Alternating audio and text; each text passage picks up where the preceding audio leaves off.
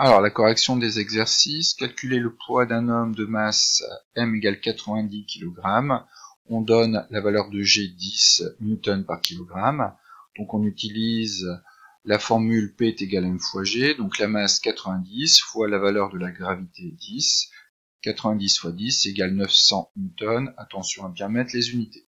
Calculer la poussée d'Archimède si l'homme est complètement immergé dans de l'eau douce. Donc on donne la masse volumique de l'eau douce, 1000 kg par mètre cube, et le volume de l'homme. Donc la poussée d'Archimède, on utilise la formule F égale ρ fois G fois V. Ρ c'est ρ de l'eau douce, on nous donne ici 1000 kg par mètre cube.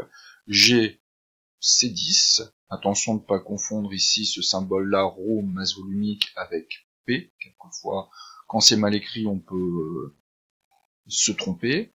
Donc 1000 fois G 10 fois le volume de l'homme immergé complètement dans l'eau, 0,088, le volume en mètres cubes. On fait le calcul, on trouve 880 newtons. Maintenant, on demande de comparer la valeur du poids à la valeur de la poussée d'Archimède. Le poids 900 newtons, la poussée d'Archimède 880 newtons. Le poids est supérieur à la poussée d'Archimède, donc l'homme coule. Maintenant, exactement la même question, mais maintenant, on est dans la mer morte, qui est une eau très salée. Donc la masse volumique change, elle est de 1250 kg par mètre cube. On calcule la poussée d'Archimède de l'homme dans la mer morte.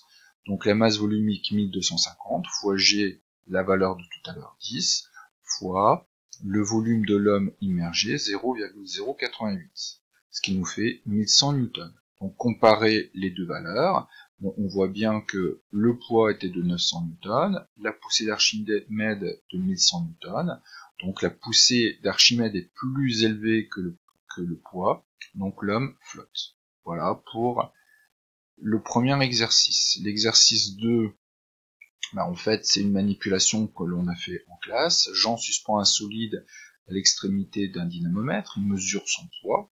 Le dynamomètre indique F égale 0,8 N, F ou le poids, c'est exactement pareil.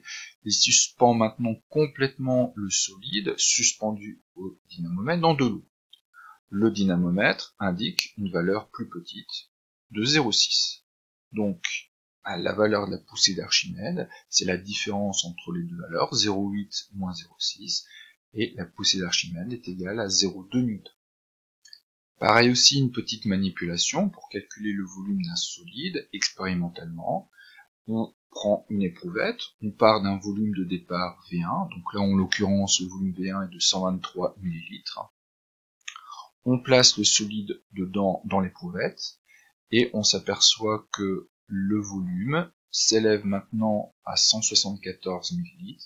Donc on peut en déduire le volume du solide, c'est la différence entre les deux volumes, V2 moins V1, donc 174 moins 123, ce qui nous fait 51 ml. Et on demande par la suite de convertir ce volume en litres. Donc on divise par 1000, 51 divisé par 1000, ça nous fait 0,051. Voilà pour la correction de ces exercices.